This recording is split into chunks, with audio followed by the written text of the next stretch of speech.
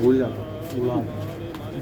तो x ray room के लिए आवश्यक विकिरण सुरक्षात्मक एसेसरीज, इस तरह से हिंदी में क्वेश्चन आएगा।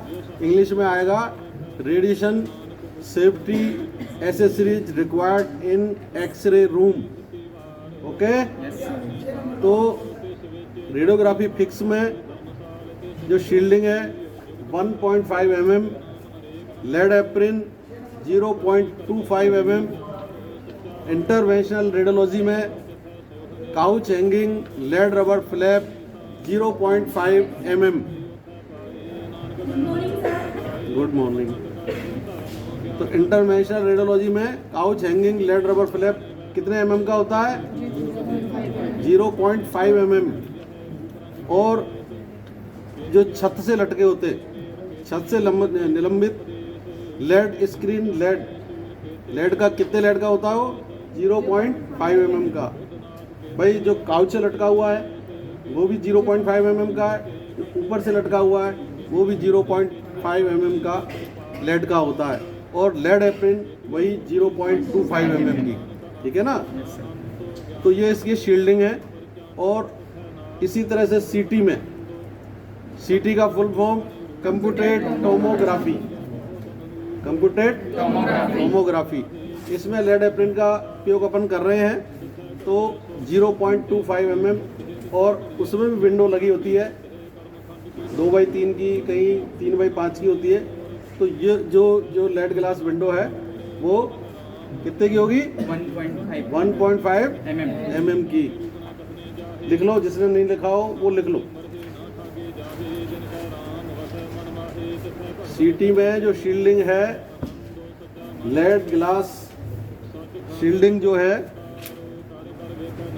1.5 mm।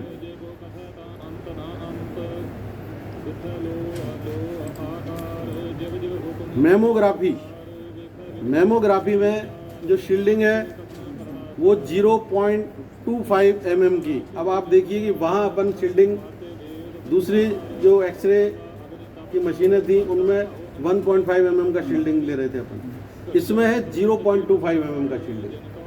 कितना? 0.25 mm का शील्डिंग है, लेकिन लेड एप्रिन 0.25 mm ही रहेगा, जो कि लेड एप्रिन का एक स्टैंडर्ड है। 0.25 mm का लेड एप्रिन होता है। सभी जगह जो लेड एप्रिन है 0.25 mm का लेड एप्रिन हम यूज करते हैं। तो इसमें कोई कन्फ्यूजन हो तो आप पूछ लें। ये शायद चौथी बार बता रहा हूँ मैं आपको, चौथी पांचवी बार, और फिर भी याद नहीं करा आपने, ये अच्छी बात नहीं है। ये बेसिक चीज़ें बच्चों, ये तुम्हें याद होनी चाहिए, और ये पेपर में भी आएगा। और चूँकि ये ज़िंदगी भर अपन को मेडिसिन फील्ड में काम करना है, तो शील्डिंग का अपन को पूरा पता होना चाहिए कि भाई ये शील्डिंग क्या क्या है। और चीज़ें तो बात की, पहले अपनी सुरक्षा तो होनी चाहिए। अपन ही सुरक्षित नहीं रहेंगे तो पेशेंट को कैसे सुरक्षित करेंगे? ठीक है ना? तो ये आपको याद होना चाहिए। रेडियोग्राफी फिक्स का हो गया, इंटरवेंशनल का हो गया, सीटी का हो गया, और मेमो का हो गया। इसमें कोई किसी का कंफ्यूजन हो तो पूछ ले।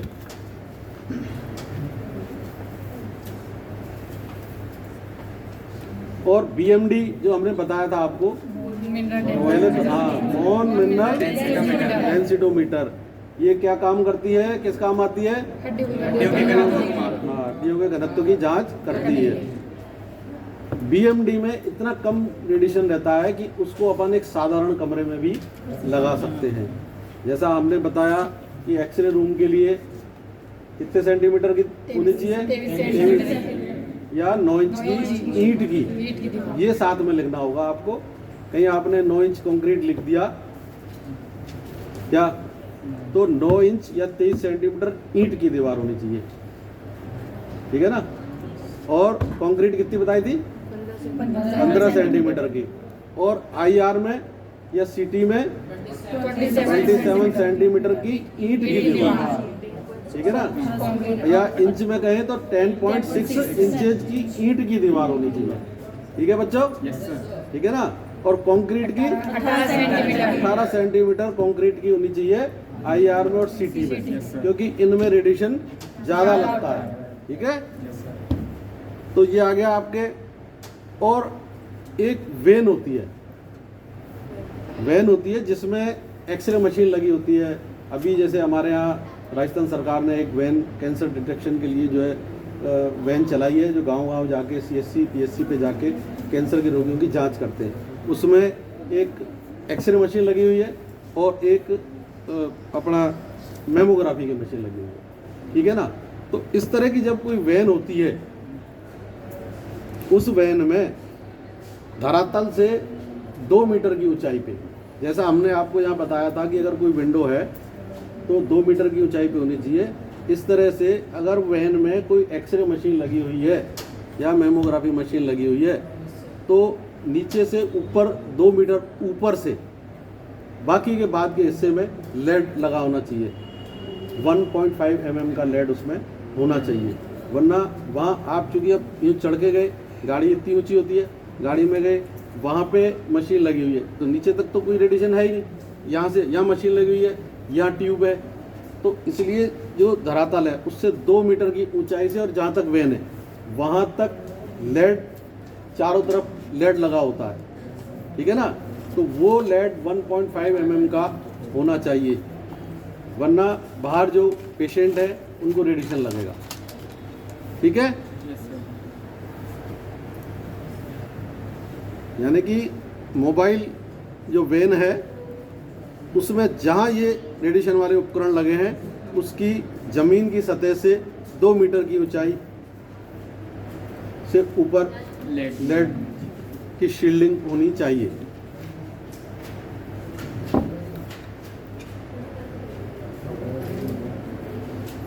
और हमेशा CT स्कैन और IR का जो कंट्रोल कंसोल होता है, जहाँ रेडियोग्राफर और डॉक्टर्स बैठ के CT का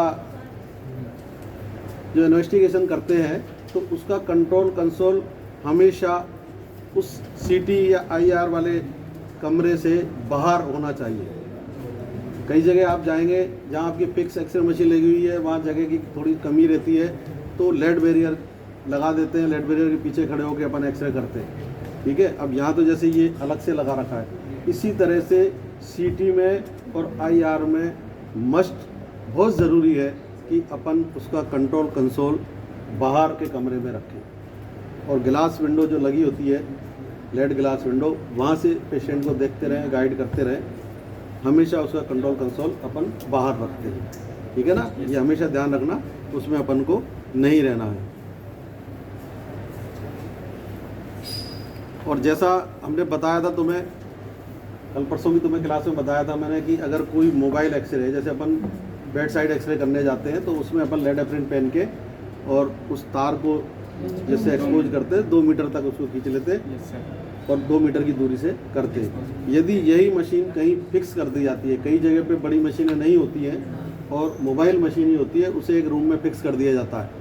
या कोई CR मशीन है, CR मशीन भी अलग अलग ऑपरेशन थिएटर में जैसे अलग अलग उसको मूवेबल करते हैं और अलग उस पर ले जाके करते हैं। लेकिन अगर किसी भी मोबाइल एक्सरे मशीन को या CR मशीन को यदि किसी रूम में फिक्स कर दिया गया है तो उसको उस पर भी AERB के वही नॉर्म्स लागू होते हैं जो फिक्स्ड एक्सरे मशीन पे होते हैं। यानी कि उसकी दीवारें उसी तरह से 23 सेंटीमीटर ईंट की, तो वो वाले नॉर्म्स उस पर लागू होते हैं। ये आपको ध्यान रखना है, कहीं आप CSC PSC पे जाएं, वहाँ छोटी मशीन मिले और वो फिक्स कर दी गई हो तो आप ये ज़रूर चेक करें कि वो दीवार 23 सेंटीमीटर की मोटाई की ईंट की है या नहीं, ठीक है। सबसे पहले अपन को अपनी सेफ्टी देखनी है, अपन को बचना है। पेशेंट तो एक दिन आया एक्सरे करा के चला जाएगा, अपन को रोज़ ही यही काम करना है, ठीक है ना। और अगर अपन सेफ्टी से काम करेंगे तो जैसा आपको बताया कि पूरे भारतवर्ष के रेडियोग्राफरों के TLD बैच का जो औसत निकाला गया है 0.64 मिलीसीवर्ट एक साल में आया, जबकि पेशेंट का AERB से 1 मिलीसीवर्ट का डोज निर्धारित है, ठीक है ना। उससे भी कम लग रहा है, लेकिन ये तभी है जब अपन ये सारे शील्डिंग वाले सिद्धांतों को, TDS को और इनको सबको फॉलो करेंगे, ठीक है। उसमें अलारा को भी फॉलो करेंगे, TDS को फॉलो करेंगे, शील्डिंग प्रॉपर होनी चाहिए तो अपन को रेडिएशन नहीं लगेगा। ये अपन को विशेष ध्यान रखना है। इससे संबंधित कोई किसी की क्वेरी हो पूछ सकते हैं, कोई डाउट हो पूछ लो, नियति पूछो बेटा कुछ, सब याद है?